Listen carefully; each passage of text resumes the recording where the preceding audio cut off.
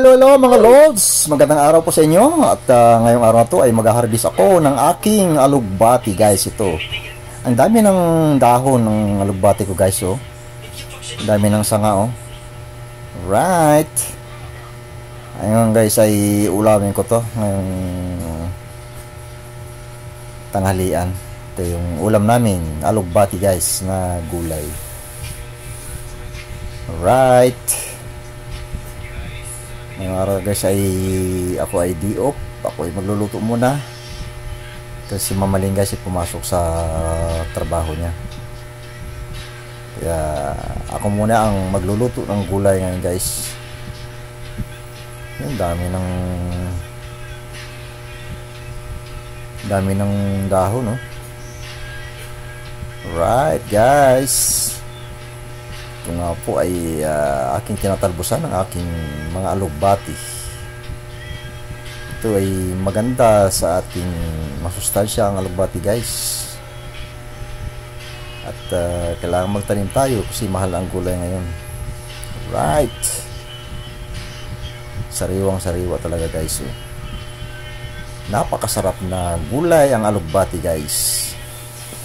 Talagang mapapawaw ka. Right.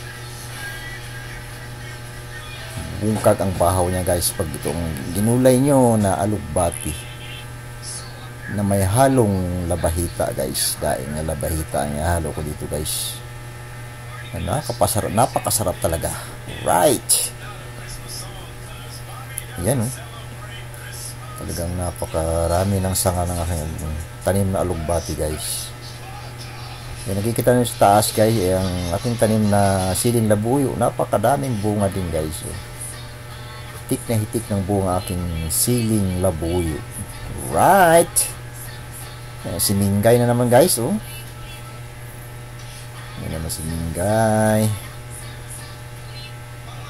Dami kumubulay ng alugbati yan guys. Oh, dami ng dahon.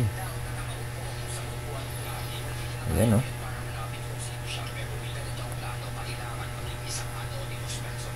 Yan po ang aking libangan guys pag wala akong duty.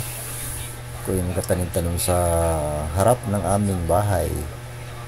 At sa katabi kong bahay harap din, ako ay pinagpatanim din ng harap nila. Kaya yan ang mga tanim po guys. Alright. Napakarami ng dahon guys. Oh, talagang napakasarap ang alugbati na ito ang paborito kong gulay guys, alugbati. Haluan lang sardinas, okay na. Napakasustansya pa guys. Right guys, dami ko nang napitas na dahon. Nagtataba guys, tanim ko alugbati kasi alaga ko ng guys, yung pinaghugasan ng bigas lang po, pinapandilig ko, kaya matataba sila. Napakaraming dahon at napakaraming sanga guys. So, right. Yan, oh.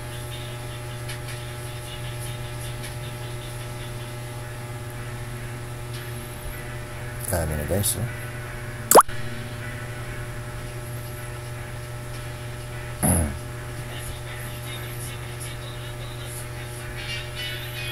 lalapad ng mga dahon guys. Yan ang nasa harapan ko ng bahay ko. Yan, tanim ko. Dami ng sanga. Tanim ko alugbati.